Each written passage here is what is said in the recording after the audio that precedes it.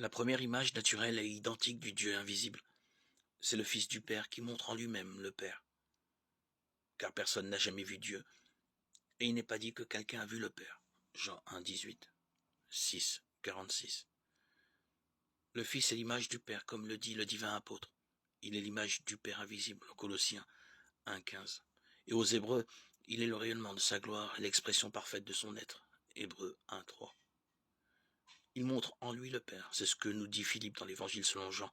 Montre-nous le Père, cela nous suffit. Et le Seigneur lui répond, il y a si longtemps que je suis avec vous et tu ne me connais pas, Philippe. Celui qui m'a vu a vu le Père. Jean 14, 8, 9.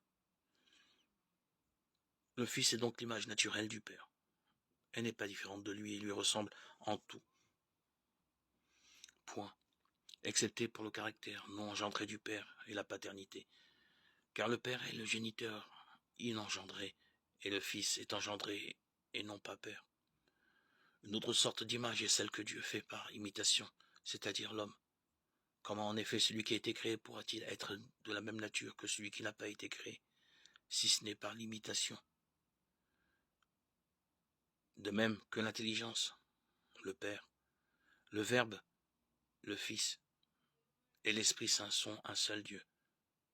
De même aussi l'intelligence, la parole et le souffle ne forment qu'un seul homme, et aussi en vertu de son libre arbitre et de son pouvoir de commander.